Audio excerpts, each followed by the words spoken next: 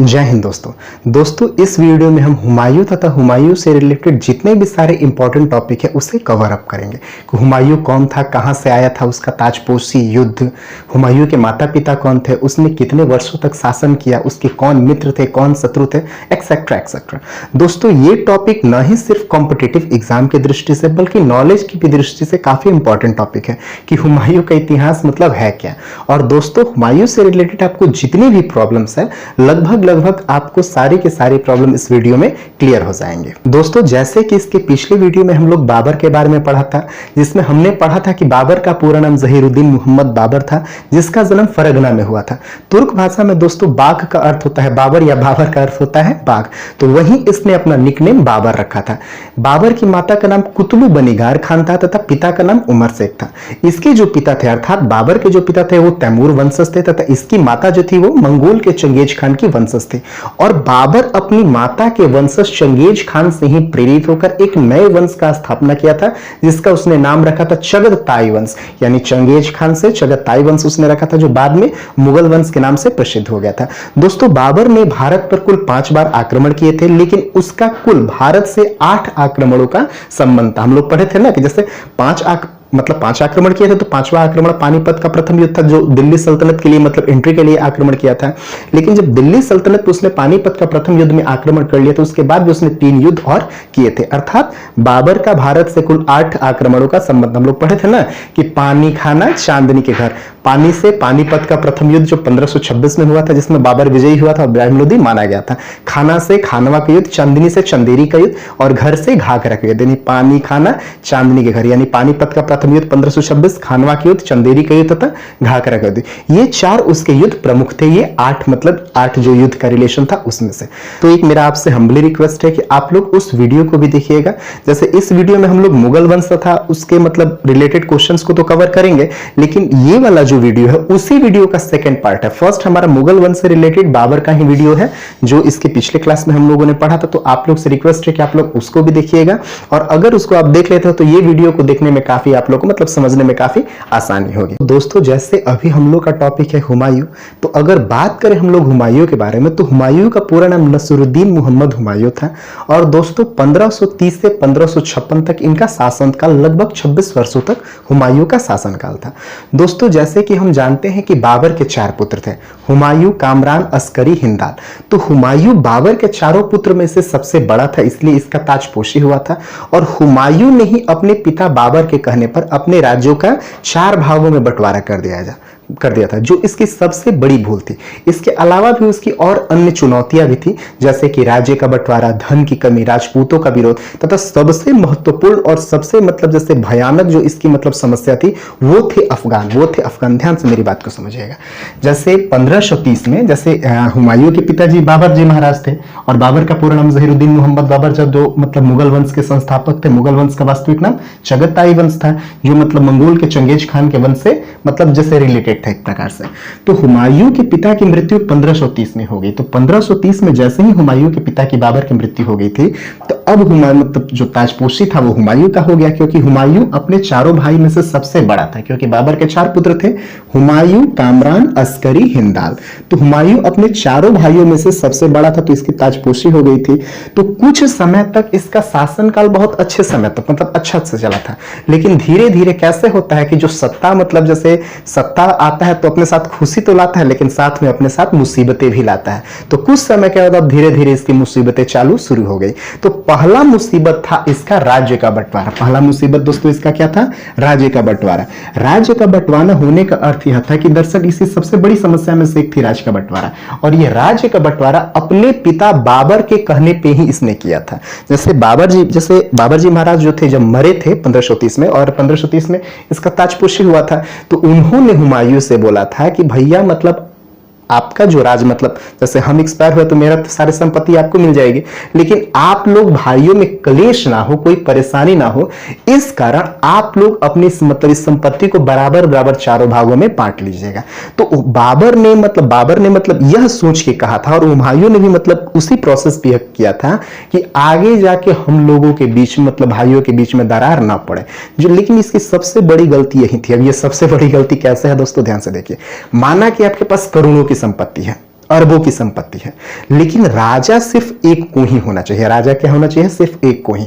अब जैसे ही बंटवारा हो जाता है तो एक दूसरे से मतलब कहीं कुछ समय के बाद धीरे धीरे जलन होने लगता है और सब मतलब अपने राज्य का विस्तरण करने के लिए, अपने अपने क्षेत्र को बढ़ाने के लिए, अब जो भाई मतलब एक थे, बंटवारे के बाद वही एक दूसरे के जान के प्यासे हो जाते थे। यही घटना घटा था कीवन राज साम्राज्य में। किसमें घटा था? कीवन राज साम्राज्य के बारे में आप लोग जानते हैं। जैसे अभी यूक्रेन में रशिया में पूरा भयंकर युद्ध चल रहा था ना, और यूक्रेन के कई सारे मतलब जैसे स्थानों पर रशिया का कब्जा हो गया था, लेकिन वास्तविक इसके अलावा मतलब उसके आसपास कुल 15 देश है। जैसे मतलब जैसे 15 जो देश है ना, आर्मेनिया है, अजरबैजान है, बेलारूस, एस्टोनिया है, कजाकिस्तान है, किर्गिस्तान है, लातविया है, लिथुनिया है, मोल्दोवा है, जॉर्जिया है, रूस है, यूक्रेन है, ताजिकिस्तान है, तुर्कमेनिस्तान है, उज्बेकिस्तान है। ये सारे जो 15 देश थे ना, ये सारे के सारे 15 देश पहले एक ही थे। ये 8वीं 9वीं शताब्दी की बात है। 8वीं 9वीं शताब्दी में जो यूरोप तथा एशिया के, मध्य एशिया के जो मतलब ये 15 मतलब देश हैं जो अलग अलग हो गए हैं, और इनमें सब में कहीं ना कहीं एक दूसरे के बीच दुश्मनी चलती रहती है। लेकिन ये 8वीं 9वीं शताब्दी में सब एक ही साम्राज्य के अंतर्गत आते थे, और उस साम्राज्य का नाम था कीवन रस साम्राज्य। और वहां के जो शासक थे, राजा थे, उनको मतलब जार कहा जाता था। तो वहां के शासक थे व्लादिमीर द ग्रेट, जिनके 5 पुत्र थे। उन्होंने भी यही गलती की थी। कीवन राज साम्राज्य काफी बड़ा था, जो रसिया है, यूक्रेन है, आर्मेनिया है, अजरबैजान है, बेलारूस है, ये सभी के सभी एक ही देश थे, एक ही मतलब क्या कहलाते थे, साम्राज्य के अंतर्गत आते थे। लेकिन वहां के भी सम्राट ने, जिसको जार कहा जाता था, और वो व्लादिमीर द ग्रेट, यही गलती की थी। उनके 5 पुत्र थे और उन्होंने भी अपने साम्राज्य को 5 भागों में बांट दिया था। फिर बढ़ते बढ़ते 10 भाग हुआ, फिर 15 भाग हुआ, और फिर 15 भाग आपस में दुश्मनी करते रह गए। तो वही जो आज ये 15 देश था ना, कौन कौन 15 देश बताते ना भी? Armenia, Azerbaijan, Belarus, Estonia, Kazakhstan, Kyrgyzstan, Latvia, Lithuania, Moldova, Georgia, रूस, यूक्रेन, तजाकिस्तान, तुर्कमेनिस्तान, उज्बेकिस्तान, ये 15 जो देश हैं, ये 15 देश पहले एक मिलकर क्या थे? एक बहुत ही बड़ा साम्राज्य थे, कीवन रस साम्राज्य। वहां के भी शासक ने यही गलती की थी कि मतलब जैसे उनको मतलब बांट दिया। उन्होंने यह सोच के बांटा कि इन लोगों के बीच में विवाद न हो। लेकिन फिर यही धीरे धीरे कुछ समय तक तो ठीक रहता है, लेकिन फिर बाद में जाके यही राज्य का बंटवारा हो जाता है, तो एक दूसरे के ही खून के वो प्यासे हो जाते हैं। तो हुमायूं का मतलब जैसे अपने मतलब सत्ता में आया था, तो सबसे बड़ी समस्या क्या थी? राज्य बंटवारा, जो इसी के मतलब इसी ने किया था अपने पिता के कहने पे। ये इसकी सबसे बड़ी भूल थी। दूसरा था धन की कमी। दूसरा दोस्तों क्या था? धन की कमी। धन की कमी होने का एक प्रकार से अर्थ ये था कि जैसे बाबर अपने टाइम पे काफी मतलब युद्ध किया था। बाबर तो मुख्यतः भारत का था नहीं ना जी, वो तुर्क से मतलब अफगान तुर्क से आया था वो। तो भारत में उसने कई सारे युद्ध किए थे। तो जब युद्ध करिएगा तो जाहिर सी बात है कि धन की आवश्यकता होगी, धन का विलय होगा। सेना को पेमेंट करना है, हथियार पे, खाना पे, मतलब रहना खाना, निवास पे, यातायात का भी उतना साधन नहीं था, जानवरों पे। तो इसलिए मतलब इसका दूसरा सबसे बड़ा समस्या हो गया था धन की कमी। तीसरा सबसे बड़ा समस्या राजपूतों का विरोध। जैसे बाबर मतलब हुमायूं के जो पिताजी थे बाबर, तो बाबर ने मतलब जैसे राणा सांगा के साथ भी युद्ध किया था। राणा सांगा के साथ भी युद्ध किया। तो राणा सांगा के मृत्यु के बाद, अब राणा सांगा राजपूत थे, तो राजपूतों का भी इनका विरोध होने लगा। किनका? बाबर का। अब बाबर मर गया तो उनके स्थान पे हुमायूं, तो हुमायूं का भी विरोध होने लगा। कैसे होता है कि जब पिता से संपत्ति मिलती है, पिता से नाम मिलता है, तो पिता का जो समस्या है वो भी उनके मतलब जैसे बच्चों को मिलता है। तो वही राजपूतों का विरोध होने लगा। और सबसे इसमें इंपॉर्टेंट मतलब इनका जो समस्या था, सबसे खतरनाक समस्या था, वो थे अफगान। वो कौन थे? अफगान का भी एक अलग रिलेटिव था। यहाँ पे प्रश्न उठता है कि अफगान ही मतलब जैसे मतलब और भी तो जैसे राज्य का बंटवारा, धन की कमी, राजपूतों का विरोध, और तो मतलब हुमायूं की समस्या थी ही, लेकिन अफगान ही सबसे बड़े समस्या क्यों थे? अफगान का ही सबसे बड़ा समस्या क्यों था? तो ध्यान से मेरी बात को सुनिएगा। बाबर को सबसे ज्यादा दुश्मनी थी अफगान से। बाबर को किससे सबसे अधिक दुश्मनी थी? देखिए बाबर की सबसे बड़ी दुश्मनी थी अफगानों से, क्योंकि मतलब जैसे काबुल से, समरकंद से, फरगना से अफगाने सब ने इनको लात मार के भगाया था सब। तो बाबर महाराज भारत आए थे, और इसी कारण उन्होंने 1529 में, यानी 1529 में जो घाघरा का युद्ध हुआ था, हम लोग पढ़े थे ना, पानी खाना चांदनी के घर, जो घाघरा का युद्ध हुआ था, तो उसमें इन्होंने अफगान सेना से ही युद्ध किया था। मतलब जैसे बाबर को सबसे ज्यादा दुश्मनी थी अफगान से, क्योंकि जैसे अफगान ही लोग इनको भगाए थे। तो ये मतलब प्रण किया था इन्होंने एक प्रकार से कि भारत से पूरा का पूरा अफगान को ही हम खत्म कर देंगे। इसीलिए 1529 में अफगान सेना से घाघरा में उन्होंने युद्ध भी किया था। लेकिन उन्होंने मतलब से 1500 अफगान सेना से मतलब युद्ध भी किया था, लेकिन बाबर ने अफगान शासकों को पूर्णतः सफाया नहीं किया था। उसी में से एक शासक बच गया था, शेर शाह सूरी। उसी में से एक शासक कौन बच गया था? शेर शाह सूरी, जो 2 बार इनको हुमायूं महाराज को 2 बार लथेड़ के पीटा था, दौड़ा दिया था इनको। एक बार चौसा में दौड़ा दिया था, एक बार कनौज में दौड़ा दिया था। 1539 1540 2 बार इनको दौड़ा दिया था। तो यही हुमायूं की सबसे बड़ी मतलब यही 4 मतलब समस्याएं थी जिसके कारण मतलब इसके राज्य का पतन होने लगा था। तो 1530 में बाबर जी मरे थे, तो 1530 में मतलब इसका ताजपोशी भी हुआ। तो ये भी कॉम्पिटिटिव एग्जाम के लिए सबसे इंपॉर्टेंट क्वेश्चन है कि हुमायूं की मतलब जैसे ताजपोशी कब की गई थी, तो हुमायूं की ताजपोशी 1530 में की गई थी, क्योंकि 1530 में इनके पिता बाबर की क्या हो गई थी? मृत्यु हो गई थी। बाबर के 4 पुत्र थे, कौन कौन थे भैया? हुमायूं थे, कामरान थे, अस्करी थे, हिंदाल थे। तो हुमायूं की ही ताजपोशी क्यों की गई थी? हुमायूं को ही राजा क्यों बनाया गया था? क्योंकि हुमायूं चारों भाइयों में से सबसे बड़ा था और उन्होंने ही मतलब जैसे बड़ा था तो ताजपोशी हुआ था। तो कुछ समय तक तो मतलब ये बहुत अच्छा से शासन किया, लेकिन धीरे धीरे मुसीबतें होने लगी थी। तो अब वो कौन सी मुसीबतें थी और कैसे होने लगी थी? क्योंकि इसमें सबसे बड़ी इसकी मुसीबत थी राज्य का बंटवारा, क्योंकि अपने पिता के कहने पर राज्य को क्या कर दिया था? आपस में बांट दिया था। तो मान के चलिए कि जैसे एक बहुत बड़ा साम्राज्य जब उसको तोड़ दीजिएगा तो वो साम्राज्य छोटा ही हो जाएगा। एक बड़ा मतलब ताकतवर सेना है, लेकिन जब उसको तोड़ देंगे हम तो उसकी सेना के मतलब अलग अलग सेना हो जाएंगे, तो ताकत कम ही ना हो जाएगी। तो एक तो इनका ताकत का मतलब प्रोसेस हो गया, क्योंकि इन्होंने अपने राज्य का बंटवारा कर दिया था। सेकेंड था धन की कमी होने का कारण यह था कि बाबर इतना युद्ध लड़ा था ना दोस्तों, कि मतलब जितना भी उसके पास धन था सारा का सारा लगभग क्या कर दिया था? खत्म कर दिया था। और तीसरा था इनका राजपूतों का विरोध। राजपूत का विरोध क्यों था? एक प्रकार से क्योंकि बाबर जो इनके पिता थे उन्होंने राणा सांगा के साथ युद्ध किया था, तो राजपूत भी इनके विरुद्ध हो गया थे। और सबसे बड़ा था अफगान, क्योंकि बाबर को सबसे अधिक जो दुश्मनी थी, जैसे कैसे होता है आंख में सुर बन के चुभना, तो वो थे अफगान। क्योंकि फरगना से, काबुल से, इनके जन्म स्थान से मतलब बाबर को अफगानिस्तान में लात मार के भगाया था। तो इसीलिए उन्होंने प्रण किया था कि भैया हम भारतवर्ष से अफगान को पूरा क्या कर देंगे? समाप्त कर देंगे। इसीलिए 1529 में अफगान के सेना के साथ उन्होंने युद्ध भी किया था बाबर जी महाराज ने, लेकिन पूरा अफगान सेना को उन्होंने समाप्त नहीं कर पाया था। उसी में से एक कौन बच गया था? शेर शाह सूरी। और कुछ अफगान शासक बच गए थे जिन्होंने हुमायूं को लथेड़ के पीटा था, तो वो हम आगे पढ़ेंगे। तो 1530 में इसका राज्याभिषेक हुआ था। तो ये कॉम्पिटिटिव एग्जाम की दृष्टि से काफी इंपॉर्टेंट क्वेश्चन है कि यानी हुमायूं का राज्याभिषेक कब हुआ था? तो 1530 में। हुमायूं का राज्याभिषेक कब हुआ था दोस्तों? 1530 में। तो दोस्तों हुमायूं का जो प्रारंभिक जीवन था, हुमायूं का जो मतलब प्रारंभिक शासन था शांतिपूर्ण था, लेकिन इसके 2 कट्टर दुश्मन थे। एक था गुजरात का शासक बहादुर शाह था, दूसरा था शासक बिहार का था शेर शाह सूरी। और शेर शाह जो था वो इसके जीवन का सबसे कट्टर दुश्मन था। यानी इसके कितने दुश्मन थे? तो हुमायूं के मुख्य मतलब से तो लगभग इससे कई सारे दुश्मन थे, लेकिन 2 इसके प्रमुख दुश्मन थे। एक था बहादुर शाह जो गुजरात का शासक था, और दूसरा शेर शाह सूरी था। दूसरा कौन था दोस्तों? शेर शाह सूरी था, जो मतलब अफगान का था। और ये भी मतलब जैसे इनका सबसे कट्टर दुश्मन यही था। कौन? शेर शाह सूरी ही था। हुमायूं ने सर्वप्रथम पानीपत के प्रथम युद्ध में बाबर के साथ लड़ा था, जो इसका जीवन का प्रथम युद्ध था, तथा पानीपत का प्रथम युद्ध 1526 में हुआ था, इसमें बाबर विजयी हुआ था। तो ये सबसे इंपॉर्टेंट टॉपिक में से एक है दोस्तों। जैसे यहाँ पे देखिए पानीपत का प्रथम युद्ध, तो ये क्वेश्चन अगर आपसे पूछा गया क्वेश्चन आ सकता है कि हुमायूं का अपने जीवन का सबसे पहला युद्ध कौन सा था? तो हुमायूं का अपने जीवन का सबसे पहला युद्ध था दोस्तों पानीपत का प्रथम युद्ध। पानीपत का प्रथम युद्ध बाबर का 5वां आक्रमण था भारत पे, जो पानीपत हरियाणा में है, ठीक है। और ये 1526 में होता है, जो इब्राहिम लोदी के खिलाफ मतलब ये लड़ा था। इसमें राणा सांगा जो थे वो बाबर के मतलब साथ थे, लेकिन यही मतलब फिर अगला जो युद्ध हुआ था पानीपत के बाद मतलब अगला खानवा का जो हुआ था, तो उसमें मतलब इनके विरुद्ध हो गए थे। तो पानीपत का तो प्रथम युद्ध में जो हुमायूं था, यह भी अपने पिताजी, जैसे पहले के जो राजा महाराजा होते थे लोग ना दोस्तों, अपने मतलब बच्चों को युद्ध दिखाने ले जाते थे या युद्ध में ले जाते थे ताकि बच्चा सीखे। तो उसी प्रकार बाबर ने भी बाबर का ही लड़का था हुमायूं ना, तो हुमायूं को युद्ध में लेके गया था।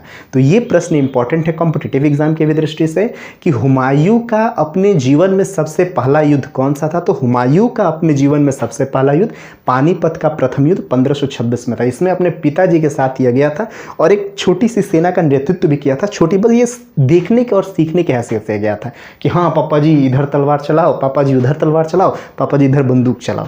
तो यानी पानीपत का प्रथम युद्ध हुमायूं के जीवन का सबसे पहला युद्ध था। सबसे पहला युद्ध पानीपत का प्रथम युद्ध था। उसके बाद दोस्तों चित्तौड़ की रानी जो कर्णवाही है वो गुजरात के शासक बहादुर शाह के अत्याचार से परेशान थी और उससे बचने के लिए हुमायूं की मदद मांगी और भेंट स्वरूप उनको राखी भी दिया था। किंतु हुमायूं अपनी सेना लेकर जैसे ही वहां पे पहुंचा तो रास्ते में कलिंजर के शासक रुद्र प्रताप देव से हुमायूं का युद्ध हो गया और उसे चित्तौड़ पहुंचने में देर हो गई। तब तक से रानी और उनकी अन्य दासियां ने क्या कर लिया था, जौहर कर लिया था। दोस्तों ये भी सबसे इंपॉर्टेंट टॉपिक है, ध्यान से देखिए। जैसे ही इसका 1530 में राज्याभिषेक ताजपोशी हो गया, अपना राज्य का बंटवारा कर दिया। इसका लाइफ बहुत अच्छे से शुरुआत में चल रहा था, लेकिन इसके दो कट्टर दुश्मन थे, एक थे बहादुर शाह और एक था शेर शाह। तो बहादुर शाह गुजरात का था और गुजरात के ठीक बगल में ही जैसे राजस्थान है, आप देखेंगे ना मैप, जैसे मेरे पास मैप तो नहीं है, जैसे यहाँ पे गुजरात है तो यहाँ पे राजस्थान है। तो ये जो और मुख्य रूप से दोस्तों एक पॉइंट इंपॉर्टेंट है, आप देखे होंगे जो राजस्थानी महिला है ना, अपने सम्मान के लिए दोस्तों वो मर मिटती है। वो राजस्थानी महिला ऐसे तो सभी भारतीय महिला अपने सम्मान के लिए लड़ती हैं, लेकिन राजस्थानी महिलाएं जो होती है वो सम्मान के प्रति काफ़ी जागरूक होती हैं। तो ये जो बहादुर शाह थे बहुत ही खराब इंसान था। वो हमेशा चित्तौड़ में राजस्थान में जाके वहाँ की महिलाओं को, वहाँ की जैसे जनता को परेशान करता था। तो बहादुर वहाँ की शासिका राजस्थान मेवाड़ की कौन थी, कर्णवाही थी। तो कर्णवाही ने हुमायूं को खत लिखा और उसमें एक राखी डाल दिया। बोला कि आप मेरे भैया, तो जैसे हम लोग भाई बहन तो नहीं है, लेकिन मैं अपने भाई के हैसियत से आपके पास पत्र लिख रही हूँ कि आपका ही दुश्मन कौन है, बहादुर शाह, और वो हमें आके बहुत क्या कर रहा है, परेशान कर रहा है। आप आइए और इससे हमको छुटकारा दिलवाइए या फिर मेरी मदद करिए इससे युद्ध करने में। अब बहादुर साहब को ही पता चल गया। अब ई बोरिया बिस्तरा बन्हा और ये बोला कि तू भैया हमारे दुश्मन को कहाँ है खत लिखी। अब ये कर्णवाही पे क्या कर दिया, अटैक कर दिया। उस टाइम तो जैसे इतना ईमेल या फिर व्हाट्सएप फेसबुक नहीं ना था। अब घुड़सवार होते थे लोग, तो घुड़सवार हुमायूं के पास गया कर्णवाही का, इसको पता चला। तो ये भी उस टाइम नया शासक बना था हुमायूं अपने पिता के मृत्यु के बाद, और इसका सबसे अधिक दुश्मन इसी के साथ था। तो कहा जाता है ना कि दुश्मन का दुश्मन जो होता है वो दोस्त होता है।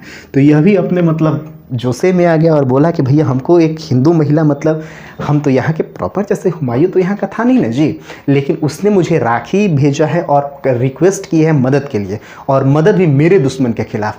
तो बस सेनापति, सेना तैयार करो। तो वहीं ये हुमायूं जो था वो कर्णवाही को बचाने के लिए यहाँ से क्या कर दिया, और नया शासक बना था, एक अलग ही जोश था, अब चल दिया। लेकिन जैसे ही ये राजस्थान तक पहुँचता तो रास्ते में एक कलिंजर नाम का स्थान आता था। क्या था दोस्तों, कलिंजर नामक एक स्थान आता था, और वहाँ के शासक रुद्र प्रताप देव थे, प्रताप रुद्र देव थे।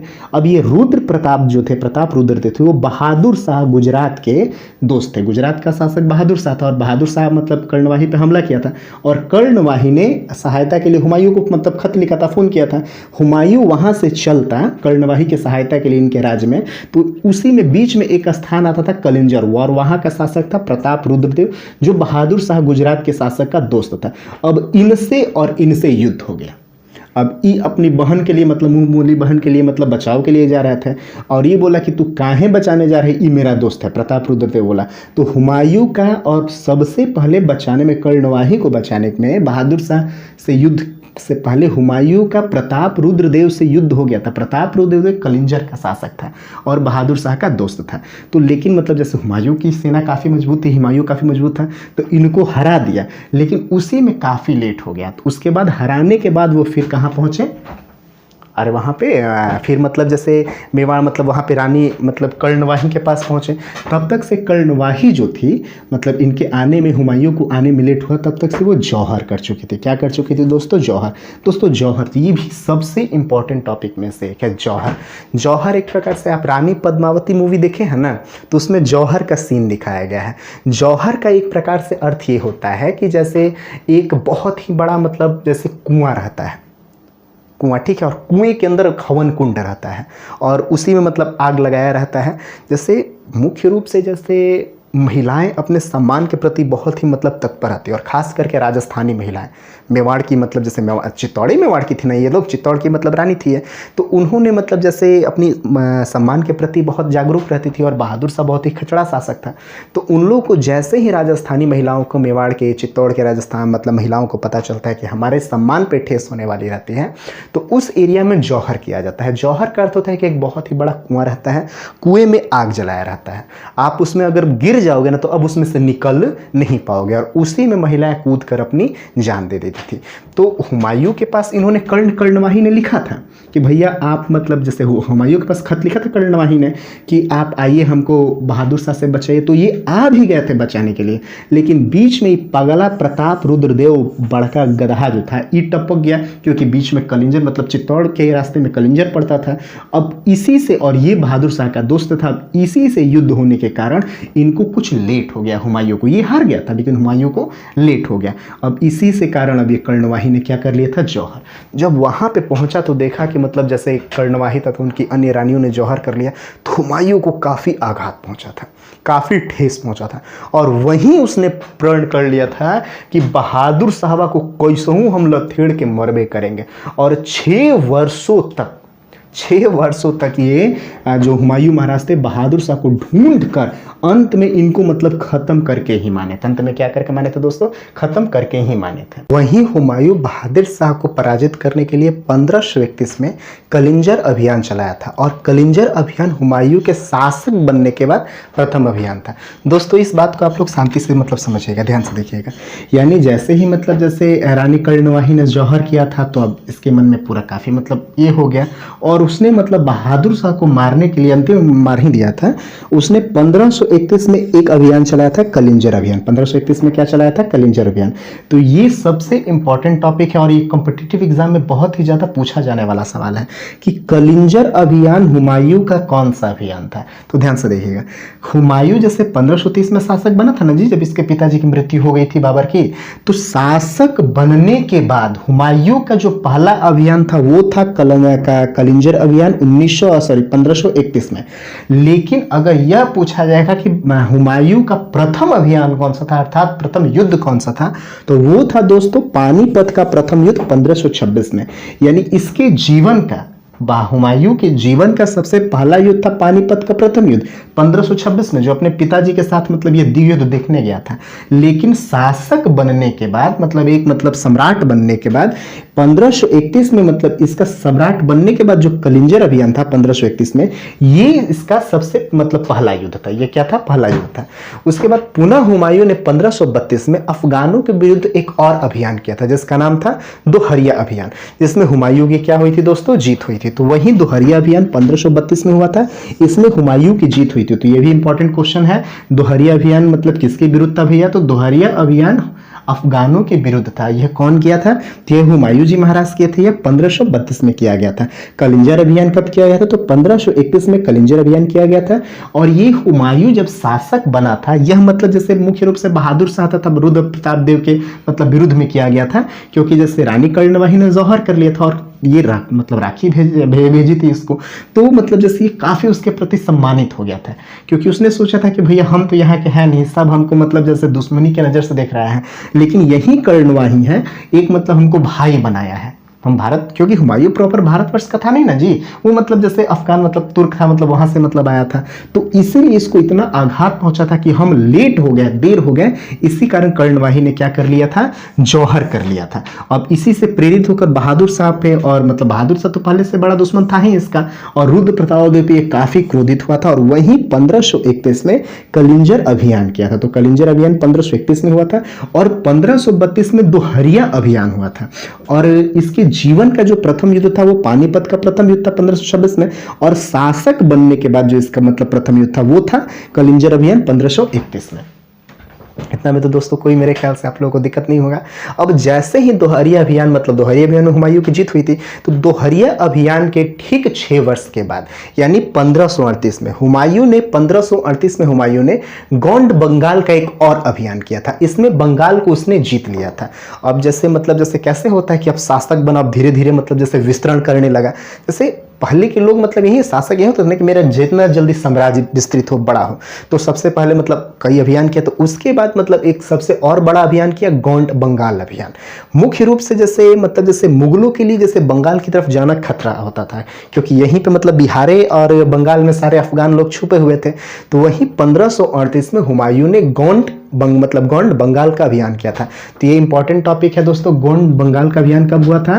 तो 1538 में हुआ था। कब हुआ था? 1538 में। 1532 दोहरिया अभियान के 6 वर्ष के बाद उसने बंगाल गोंड अभियान किया 1538 में। और इसमें भी मतलब जैसे इसमें क्या हुआ था, हुमायूं की जीत हुई थी और इसने बंगाल को जीत लिया था। बंगाल को क्या किया था? जीत लिया था। और बंगाल को नाम बदलकर इसने जन्नताबाद रखा था। क्या रखा था दोस्तों? जन्नताबाद। तो ये भी काफी इंपॉर्टेंट क्वेश्चन है कॉम्पिटेटिव एग्जाम के लिए। वह कौन सा ऐसा मुगल शासक था जिसने बंगाल का नाम बदलकर जन्नताबाद रखा था? तो भैया जो हुमायूं थे, जो दूसरे मुगल शासक थे, उन्होंने ही बंगाल का नाम बदलकर क्या रखा था? जन्नताबाद। इन्होंने बंगाल को कब जीता था? तो 1538 में। किस अभियान के तहत जीता था? तो यह गोंड यानी बंगाल मतलब गोंड बंगाल के अभियान के तहत उन्होंने बंगाल को जीता था। ठीक है, इतना में तो मतलब कोई दिक्कत नहीं है। अब जब बंगाल को जीत लिए तो अब इनको लगा कि अब हम एकदम शेरे हो गए हैं, तब ये वापस लौट रहे थे। यहाँ पे शांति से आप लोग समझिएगा, 1538 में गोंड बंगाल का तो अभियान हुआ था। तो अब अभियान करने के बाद जो हुमायूं था, क्योंकि मुख्य रूप से मुगलों का सबसे बड़ा खतरा बिहार और बंगाल था ना, क्योंकि अफगानवा सब यहीं पे आकर रुका हुआ था। तो अब तो जीतने के बाद इनको लग रहा था कि अब तो हम संसार ही जीत लिए। नया नया शासक बने थे, जोश था, कई सारा अभियान इन्होंने किया था। अब ये वापस लौट रहे थे। यहाँ कहाँ आ रहे थे? ये जन्नताबाद बंगाल का ही नाम मतलब इन्होंने रखा था। अब ये वापस आ रहा था। तो वापस जब आ रहा था तो बिहार में एक स्थान है चौसा, जो बक्सर के पास है। हम भी बक्सर के ही हैं दोस्तों। ठीक है, तो चौसा जो था वो मतलब बक्सर के पास है। ठीक है, वहां पे एक चुराया का किला था। ठीक है, वहीं पर ये वापस आ रहे थे 1538 में। मतलब गोंड बंगाल का मतलब जीत कर वहां का मतलब बंगाल का जन्नताबाद नाम रख के वापस आ रहे थे।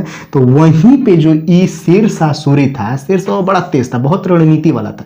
शेरशाह के पास इतनी सारी, देखो दिल्ली सल्तनत पे कब्जा होने के एक प्रकार से अर्थ होता था कि मतलब सबसे बड़ा आपके पास ताकतवर सेना है। तो इसके पास उतनी बड़ी सेना नहीं थी कि डायरेक्ट मतलब इनसे भिड़ सके, लेकिन इसके पास शेरशाह के पास दिमाग था। अच्छा, यहाँ पे बहुत लोगों को कंफ्यूजन ये होता है कि शेरशाह ने सत्ता के लिए हुमायूं का मतलब जैसे हुमायूं से युद्ध किया था। नहीं, अगर आपसे जैसे कोई पूछेगा तो आप लोग कहिएगा ना कि जैसे शेरशाह मतलब युद्ध क्यों किया था? सत्ता के लिए, फिर बदला के लिए। तो आप लोग क्या कहिए कि भैया सत्ता के लिए। नहीं, वास्तविक रूप से शेरशाह जो था वो सत्ता का प्रेमी नहीं था, सत्ता का लालची नहीं था, लेकिन यह मुगल मतलब शासक से बहुत ही ज्यादा नफरत करता था। अब ये नफरत क्यों करता था? क्योंकि बाबर नफरत करते थे किससे? अफगानों से। और उन्होंने प्रण किया था कि भैया हम सारे के सारे भारतवर्ष के अफगानों को क्या कर देंगे? समाप्त कर देंगे। और लगभग कर ही दिए थे। लेकिन उसी में से चंद बच गए थे अफगान शासक। उसी में से एक था कौन? शेरशाह। एक था कौन? शेर था। तो जिस तरह से बाबर का अफगानों से नफरत था, उसी प्रकार शेरशाह को मुगलों से नफरत था। तो उस वक्त शेरशाह के पास कोई ताकतवर सेना तो थी नहीं और बाबर मरिए गया था। तो वही शेरशाह जो था अब अपना मतलब दुश्मन किसको बना लिया था? हुमायूं को। उसने प्रण किया था कि इनको एकदम हम बराबर कहिए के रहेंगे। तो वहीं जब गोंड मतलब 1538 में बंगाल अभियान मतलब करके वापस लौट रहे थे, तो बिहार से होते हुए मतलब दिल्ली जा रहे थे कौन? हुमायूं जी महाराज। तो अचानक मतलब चौसा मतलब स्थान है मतलब बिहार के मतलब बिहार में बक्सर के पास एक चौसा स्थान है। वहीं पे जो मतलब था शेरशाह सूरी, वहीं पे इनको मतलब घेर लिया। वहीं पे इनको मतलब जैसे मतलब उधर से आ रहे थे, वहीं पे चारों सैनिक मतलब चुनार किले के पास से अब अपना सैनिक लगा के इनको घेर लिया। अब एक्चुअली इनके पास तो काफी मजबूत सेना थी, लेकिन ये मतलब जैसे हार चुके हैं। मतलब जैसे मतलब हराए थे ना बंगाल को। बंगाल का युद्ध हुआ था 1538 में और युद्ध करके आ रहे थे, तो इनकी काफी सेना खत्म हो चुकी थी और बहुत सेना थकी हुई थी। अब जैसे इसके पास मतलब ज्यादा सेना नहीं थी, लेकिन अब घेरने के कारण अब ये काफी परेशानी में हो गए। कौन?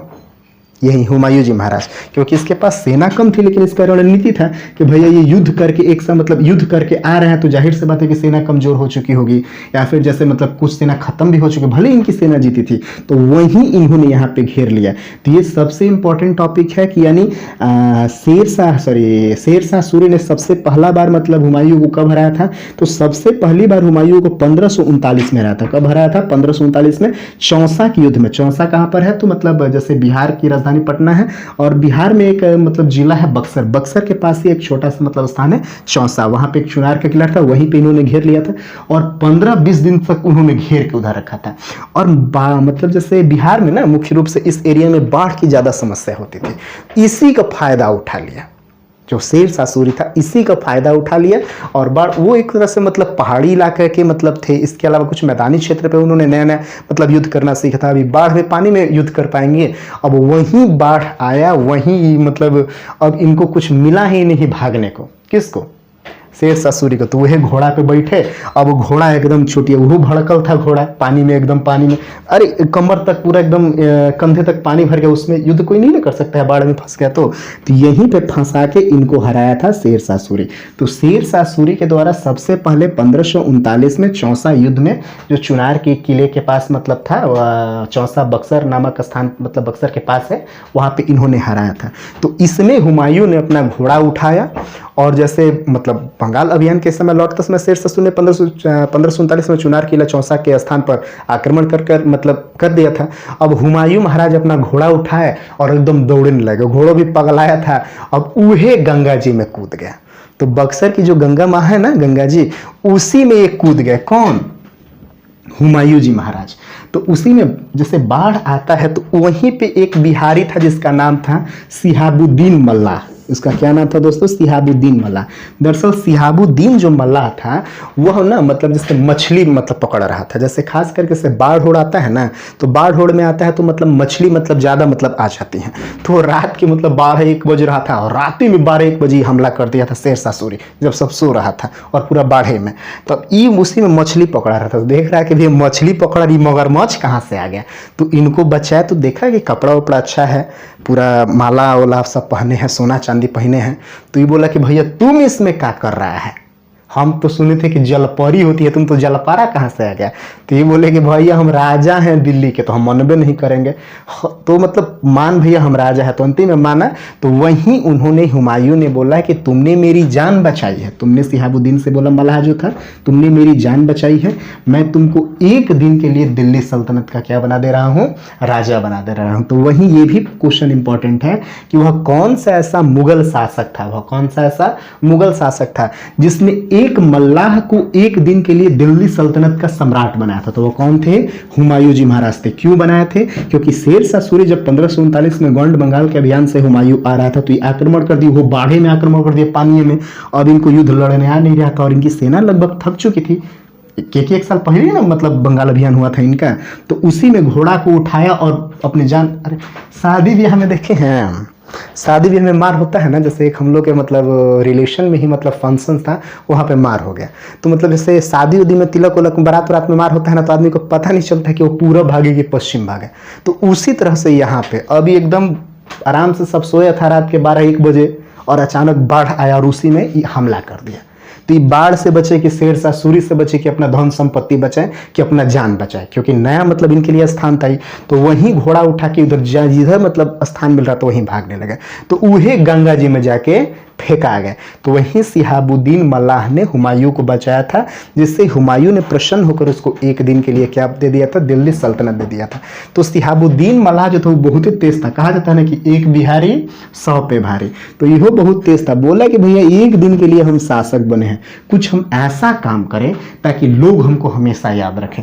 तो वहीं चमड़े का ये सिक्का चला दिया था, वहीं क्या चला दिया था, चमड़े का सिक्का। तो ये भी क्वेश्चन इंपॉर्टेंट है कि वह कौन सा ऐसे मुगल शासक थे जिनमें मतलब जिनके मतलब जैसे मतलब शासन काल में चमड़े के सिक्के चलाया गया था। तो वह कौन से मुगल शासक थे, तो हुमायूं जी महाराज। हुमायूं जी महाराज के ही शासन काल में मतलब चमड़े के सिक्के चलाया गया था। तो दोस्तों इतना तो हम सबको जानकारी हो ही गया है कि हुमायूं थे, इनका पूरा नाम ज़हीरुद्दीन मोहम्मद हुमायूं था तथा ये मुगल वंश के दूसरे शासक थे। इनका ताजपोशी 1530 में हुआ था, क्योंकि 1530 में इनके पिता बाबर की मृत्यु हो गई थी और बाबर के 4 पुत्र थे जिसमें हुमायूं सबसे बड़े थे, इस कारण इनकी ताजपोशी हुई थी। लेकिन जिस पुस्तक से हुमायूं के बारे में और अधिक जानकारी मिलती है उसका नाम है हुमायूंनामा। तथा हुमायूंनामा की रचना दोस्तों हुमायूं की बहन गुलबदन बेगम ने किया था। हुमायूंनामा पुस्तक के दोस्तों दो भाग हैं, एक में बाबर की जानकारी मिलती है तथा दूसरे भाग में हुमायूं की जानकारी मिलती है। तथा हुमायूंनामा मुगल काल की एकमात्र ऐसी पुस्तक है जो किसी महिला के द्वारा क्या है रचित की गई है। तो ध्यान से देखिएगा दोस्तों, जैसे हुमायूं के बारे में और अधिक जानकारी जिस पुस्तक से मिलती है उसका नाम है हुमायूंनामा। उसका क्या नाम है दोस्तों? हुमायूंनामा। और हुमायूंनामा की जो रचना थी वो गुलबदन बेगम के द्वारा किया गया था। किसके द्वारा किया गया था? गुलबदन बेगम। और गुलबदन बेगम कौन थी? हुमायूं की बहन थी दोस्तों। और ये काफ़ी इंपॉर्टेंट क्वेश्चन में से एक है कि वह कौन सी, जैसे मतलब वह कौन सा ऐसा पुस्तक है जो पूरे मुगल साम्राज्य का जो किसी महिला के द्वारा रचित किया गया है?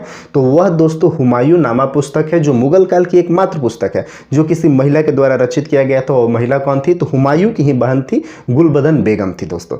इतना में तो कोई दिक्कत नहीं है।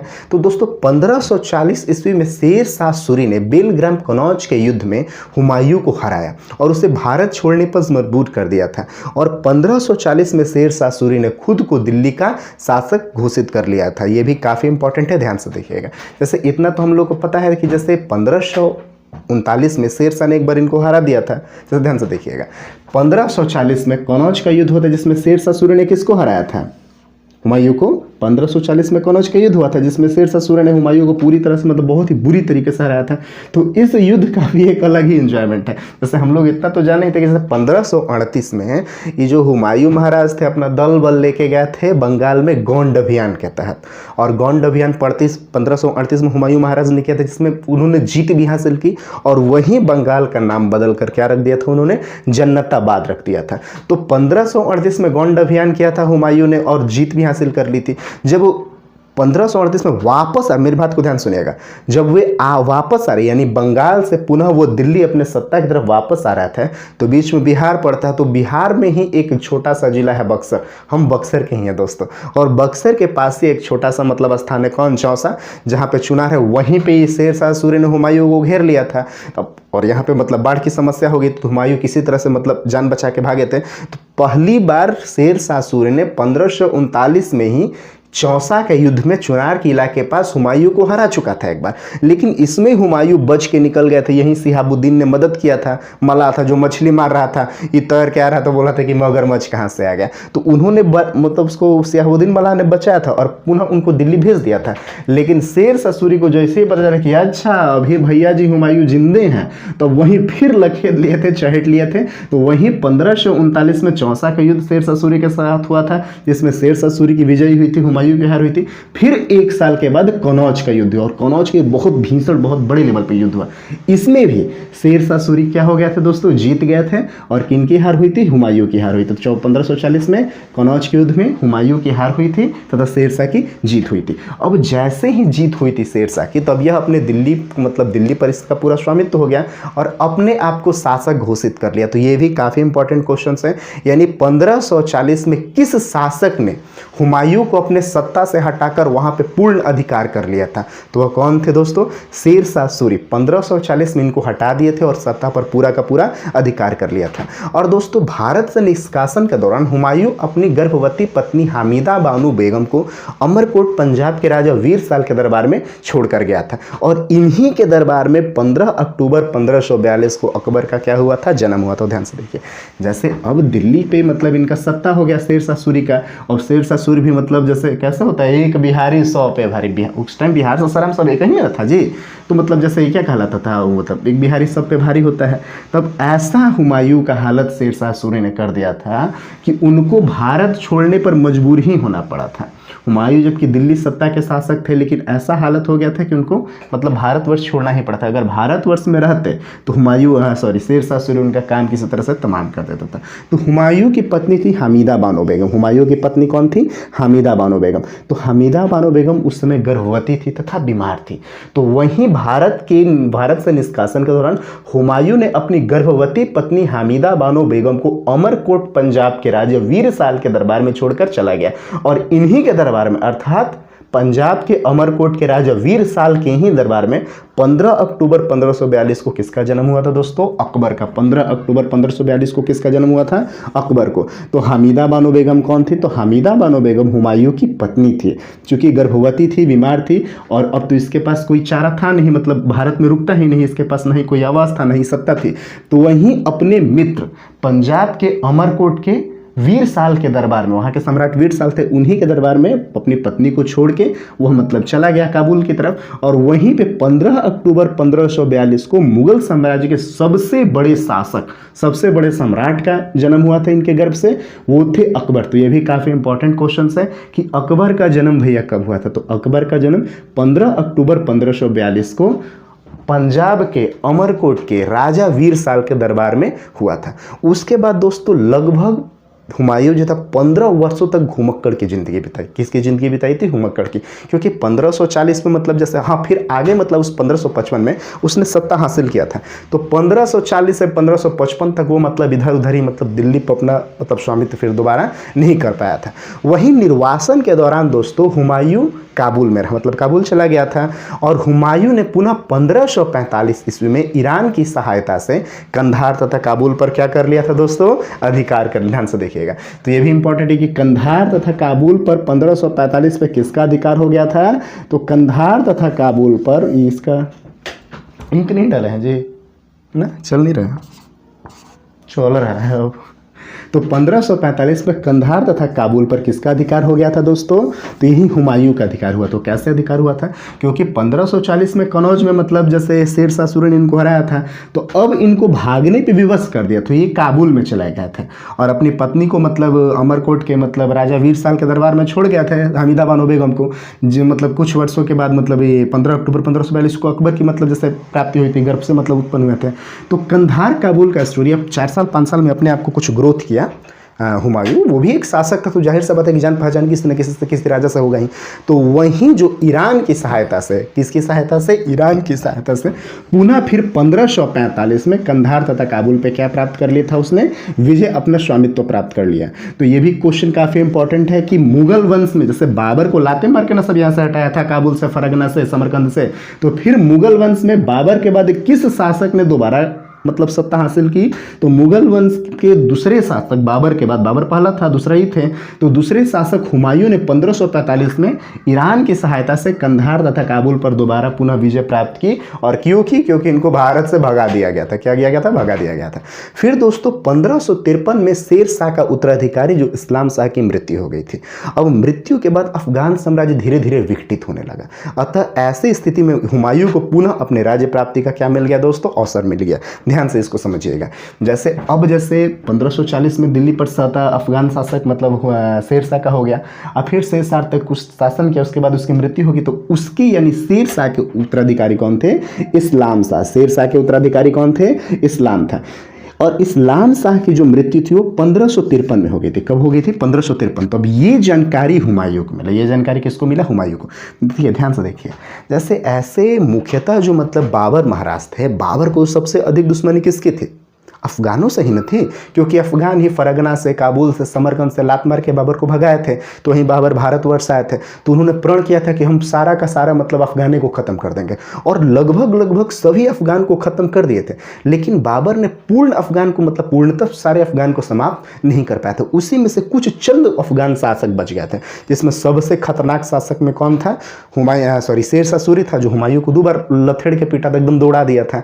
तो उसी और इसी का मतलब उत्तराधिकारी कौन था? इस्लाम शाह। यही 2 मुख्य मतलब एक तरह से अफगान शासक थे। अब जैसे ही अब पता चला इसको, इस्लाम शाह की मतलब 1553 में मृत्यु हो गई, तो धीरे धीरे अब इसके बाद कोई अफगानों में कोई बड़ा शासक नहीं रहा जो संभाल सके, जैसे इस्लाम शाह तथा मतलब जैसे वो शेरशाह सूरी की तरह मतलब अपने साम्राज्य को संभाल सके। अब वहीं धीरे धीरे अफगान साम्राज्य कमजोर होने लगा। अब इसकी जानकारी किसको मिली? हुमायूं को। किसको मिली दोस्तों? हुमायूं को। पता चला कि भैया 1553 में इस्लाम साहब की मृत्यु हो गई। तो वहीं 1553 में इस्लाम शाह की मृत्यु हो गई। इसकी जानकारी किसकी मिली? हुमायूं को। हुमायूं बहुत खुश कि अब हम दोबारा अपने दिल्ली सत्ता को वापस ले सकते हैं। क्या कर सकते हैं? उसको वापस ले सकते हैं। वहीं दोस्तों 1555 में लुधियाना के समीप मच्छीवाड़ा के युद्ध में हुमायूं ने अफगान सरदार हैवत खां तथा ततार खां को क्या कर दिया था? पराजित कर दिया और पंजाब पर क्या कर ली? जीत हासिल कर ली। ध्यान से मेरी बात को सुनिएगा। तो फिर जैसे ही इनको पता चला कि 1553 में इस्लाम शाह कहाँ हो गया? अल्लाह को प्यारे हो गया। तो वहीं 1555 में हुमायूं ने मच्छीवाड़ा का युद्ध किया था। मच्छीवाड़ा का क्या किया था? युद्ध किया था। अब इस मच्छीवाड़ा के युद्ध में दोस्तों हुमायूं ने अफगान सरदार हैवत खां तथा ततार खां को क्या कर दिया था? पराजित कर दिया था और पंजाब पर क्या कर ली थी? जीत हासिल कर ली 55 में। तथा पुनः उसी 1555 में चंडीगढ़ में सरहिंद के युद्ध में हुमायूं के सेनापति बैरम खान ने अफगान शासक सिकंदर शाह सूर को क्या कर दिया था? हरा दिया था। तो फिर जैसे 1555 में मच्छीवाड़ा का युद्ध हुआ था, तो इसमें हुमायूं खुद मतलब नेतृत्व किया था मच्छीवाड़ा का युद्ध और पंजाब पर जीत हासिल कर ली थी हैवत खां तथा ततार खां को पराजित करके। और फिर 1555 ही हुमायूं के सेनापति बैरम खान ने अफगान शासक सिकंदर शाह सूर को क्या कर दिया? हरा दिया। और यह भी कब हुआ था? 1555 में चंडीगढ़ के सरहिंद युद्ध में। यानी 1555 में मच्छीवाड़ा युद्ध जो मतलब था ये हुमायूं ने खुद इसका नेतृत्व किया था और 1555 में सरहिंद का जो युद्ध हुआ था इनके सेनापति बैरम खान ने किया था। बैरम खान ने सिकंदर शाह सूर को हराया था और चंडीगढ़ पे कब्जा कर लिया था। और ये जो थे हुमायूं जी महाराज 1555 मच्छीवाड़ा के युद्ध में सरदार हैवत खां तथा ततार खां को हराकर पंजाब जीत लिया। अब जैसे ही मच्छीवाड़ा का युद्ध यानी पंजाब और सरहिंद का युद्ध चंडीगढ़ जीत लिया, अब ये पूरे जोश में आ गया। कहाँ चल नहीं रहा है जी? कहाँ देखिए, कभी चल रहा है कभी नहीं चल रहा है। तो ये पूरे जोश में आ गया। कौन जोश में आ गया? हुमायूं जी महाराज। अब जैसे ही पूरे जोश में आ गया तब सरहिंद तथा लुधियाना विजय के उपरांत यह पूरे ताकत के साथ सत्ता में आ गया था। तो वहीं 1555 में इसने पुनः दिल्ली के तट पर मतलब जैसे यूँ मतलब कब्जा किया और वहीं पे क्या हो गया? विराजमान हो गया। तो ध्यान से मेरी बात को सुनिएगा। 1540 में कनौज में युद्ध हुआ था अफगान शासक शेर शाह सूरी से और फिर 15 वर्षों तक अपना मतलब जैसे घुमक्कड़ की जिंदगी उसने बिताया था। और वहीं 1555 में मच्छीवाड़ा का युद्ध किया, सरहिंद का युद्ध किया। इसमें बैरम खां थे मतलब इसके साथ सरहिंद के युद्ध में, और मच्छीवाड़ा का युद्ध खुद किया था। और करने के बाद पूरा ताकत के आ गया क्योंकि दिल्ली के आसपास कहीं ना एरिया था पंजाब और चंडीगढ़। और फिर 1555 में पुनः दिल्ली तक पर इसने क्या किया दोस्तों? अपना सत्ता जमा लिया। तो ये भी काफ़ी इंपॉर्टेंट टॉपिक है एग्जाम की दृष्टि से, कॉम्पिटिटिव एग्जाम की दृष्टि से, कि हुमायूं को दोबारा दिल्ली का तख्त कब मिला था। तो हुमायूं को 1555 में चंडीगढ़ के सरहिंद युद्ध के तथा मच्छीवाड़ के मतलब युद्ध के मतलब उपरांत युद्ध जीतने के बाद फिर दिल्ली का तख्त 1555 में मिल गया और फिर यह मतलब क्या हो गया? वहां पे विराजमान हो गया। उसके बाद दोस्तों अब यहाँ से जैसे ही हुआ तो अब उसके बाद तो इसका मतलब लाइफ कुछ हद तक सही ही हो गया। लेकिन दोस्तों हुमायूं को नशे की बहुत लत थी। हुमायूं की नशे की लत थी। वह सर्वाधिक अफीम खाता था तथा ज्योतिष को भी मानता था। इसने 7 दिन के लिए क्या बनाए थे? अलग अलग कपड़े बनाए थे। इसकी सबसे बड़ी कमी थी अफीम। सबसे बड़ी क्या दोस्तों कमी थी? अफीम। अब भैया राजा है तो थोड़ा बहुत नशा करवे न करेगा, थोड़ा, लेकिन थोड़ा नहीं बहुत ही ज़्यादा नशा करता था। तो हुमायूं किसका आदी था दोस्तों? अफीम का। अफीम का दोस्तों बहुत आदी था, तो अफीम का नशा करता था। इसके अलावा वो ज्योतिषी, भले मुसलमान था लेकिन ज्योतिषी में बड़ा विश्वास रखता था। जैसे कहा जाता है ना कि जैसे मंगलवार को मतलब हनुमान जी का दिन तो लाल कपड़ा पहनो, शनिवार को शनिदेव का दिन है तो काला कपड़ा पहनो। तो 7 दिन के लिए अलग अलग कपड़े का इसने प्रबंध किए थे। तो ये सबसे इंपॉर्टेंट टॉपिक है। वह कौन से मुगल शासक थे जो ज्योतिषी में विश्वास रखता था 7 दिन के लिए अलग अलग कपड़े का प्रबंध किया था? तो वो कौन थे? हुमायूं जी महाराज थे। कौन था दोस्तों? हुमायूं जी महाराज थे। दोस्तों हुमायूं के नशे मतलब अलग अलग कपड़े बनाए थे। हुमायूं के दरबार में 2 प्रमुख चित्रकार थे। हुमायूं के दरबार में कौन थे? 2 प्रमुख चित्रकार थे। एक थे मीर सैयद अली। एक कौन थे? मीर सैयद अली। और दूसरे थे अब्दुल समद खां। मीर सैयद अली तथा अब्दुल समद खां ये हुमायूं दरबार में मतलब 2 सबसे बड़े चित्रकार थे। 2 सबसे बड़े क्या थे? चित्रकार थे। यानी हुमायूं साम्राज्य के, मुगल साम्राज्य में 2 सबसे बड़े चित्रकार कौन थे भैया? तो मीर सैयद अली तथा अब्दुल समद खां। दोस्तों हुमायूं नामा का जो मतलब हुमायूं को जैसे पुस्तकालय का बड़ा शौक था। जैसे बाबर थे ना, तो बाबर को ना जैसे बागीचा का बहुत शौक था, उसी तरह से हुमायूं को पुस्तकालय का शौक था। इसने दिल्ली में दीन पनाह नामक एक पुस्तकालय बनाया था। तो ये भी काफ़ी इंपॉर्टेंट टॉपिक है कि दीन पनाह नामक पुस्तकालय किसने बनाया था? तो दीन पनाह नामक पुस्तकालय हुमायूं के द्वारा बनाया गया था। यह कहाँ पर स्थित है? दिल्ली में स्थित है। और हुमायूं ने ही दीन पनाह नामक पुस्तकालय बनाया था तथा यह दिल्ली में स्थित है। और इसी पुस्तकालय में 1556 में सीढ़ी से गिर कर इनका क्या हो गया था? मतलब ये अल्लाह को प्यारे हो गया। तो वहीं हुमायूं की मृत्यु कब हुई थी? 1556 में। हुमायूं की मृत्यु कब हुई थी? 1556। इसीलिए जो पहला टॉपिक पढ़ा था तो हम लिखे थे हुमायूं 1530 से कब तक से 56 से, थोड़ा चल नहीं रहा है ये, 1530 से 56 यानी लगभग 26 वर्षों तक शासन किया था, जिसमें 15 वर्ष क्या किए थे? घुमक्कड़े की जिंदगी बिताए थे। 1530 से 1556 तक इनका शासनकाल था, जिसमें 26 वर्ष तक, मतलब 26 वर्ष हुआ ना जी, इसमें 15 वर्ष तक इन्होंने क्या किया? घुमक्कड़ की ही जिंदगी बिताया। 15 5 20 6 यानी लगभग 11 वर्षों तक इन्होंने शासन किया था। मुख्य रूप से कैसे शासन किया था? 11 वर्षों तक। और 15 साल क्या किया थे? शेरशाह सूरी ने मतलब दौड़ा दिया था, मतलब भारतवर्ष से दूरे रहे थे। यही 1556 में सीढ़ी से गिरकर, दिन पनाह जो मतलब पुस्तकालय बनवाए थे दोस्तों, उसी में सीढ़ी से गिरकर इनकी मृत्यु हो गई। लेलन पुल जो उस समय के बहुत बड़े इतिहासकार में से एक थे, उन्होंने लिखा था कि हुमायूं का अर्थ होता है खुशनसीब व्यक्ति। हुमायूं का अर्थ क्या होता है? खुशनसीब व्यक्ति। लेकिन हुमायूं जीवन भर लड़खड़ाते रहा और अंत में लड़खड़ाते हुए ही क्या हो गया? मर गया। तो यह किसने लिखा था? लेलन पुल ने लिखा था। दोस्तों हुमायूं का जो मकबरा है वो दिल्ली में स्थित है। कहाँ पर स्थित है दोस्तों? दिल्ली में स्थित है। अच्छा दोस्तों, एक छोटा सा मेरा और रिक्वेस्ट है, मेरा एक और चैनल है कीसट क्यूज के नाम से, आप लोग सर्च करिएगा तो आप लोग को मिलेगा यूट्यूब पे। वो भी एक नया चैनल है, तो आप लोग से रिक्वेस्ट है KESATHQUIZ, KESATHQUIZ, आप लोग सर्च करिएगा तो मिलेगा। उस पर भी आप लोग इस टाइप के वीडियोस मिल जाएंगे, तो आप लोग प्लीज़ सपोर्ट करिएगा, ठीक है ना दोस्तों। तो वहीं हुमायूं का मकबरा जो है दिल्ली में स्थित है, जिसकी इसकी पत्नी हामिदा बानो बेगम, ध्यान से देखिएगा, इसकी जो बहन थी उसका क्या नाम था? गुलबदन बेगम। और गुलबदन बेगम ने हुमायूं नामा की रचना की थी, लेकिन इसकी जो पत्नी थी वो थी हामिदा बानो बेगम। वो कौन थी दोस्तों? हामिदा बानो बेगम, अरे अकबर की माता जी। तो हामिदा बानो बेगम इसकी पत्नी थी और उसी ने इसका मकबरा बनवाया था। उसी ने क्या कराया था? इसका मकबरा बनाया था। इसकी पत्नी हमीदा बेगम ने मकबरा बनाया था और इसके वास्तुकार थे मिर्जा गयास बेग। इसके वास्तुकार कौन थे? मिर्जा गयास बेग। तो ये कब सबसे इंपॉर्टेंट टॉपिक है कि हुमायूं के मकबरा बनाने वाले मतलब कौन थे, तो उसके वास्तुकार कौन थे? तो मिर्जा गयास बेग थे। हुमायूं का मकबरा कहां पर है? तो दिल्ली में है। और इसकी पत्नी हमीदा बानो बेगम के द्वारा क्या किया गया है? बनाया गया है। तथा दोस्तों यह मकबरा ईरानी संस्कृति से प्रभावित है। यह मकबरा किस संस्कृति से प्रभावित है? ईरानी संस्कृति से। जो मिर्जा गयास बेग थे ना, ये मतलब वास्तुकार थे इसके मकबरे के, और यही ईरानी संस्कृति से इसका मकबरा क्या है? प्रसिद्ध है। तो दोस्तों ये कुछ इंपॉर्टेंट टॉपिक थे हुमायूं के बारे में। उम्मीद है कि आप लोगों को मतलब पसंद आया होगा। आप लोग से मेरा हम्बली रिक्वेस्ट है कि इसमें आप लोग को जो कमी लगे आप लोग कमेंट के रूप में बताएं, क्योंकि हम भी एक student he, I am not a teacher, तो हम भी उसको सुधार कर सकते हैं। और उम्मीद है कि लगभग कंप्लीट ही हो गया। एक रिक्वेस्ट आपसे हम्बली यह है कि मेरा एक और चैनल है कीसट क्यूज के नाम से, KESATHQUIZ, तो यूट्यूब पे आप लोग सर्च करें और उसको भी सपोर्ट करें। और इसको देखने के लिए धन्यवाद।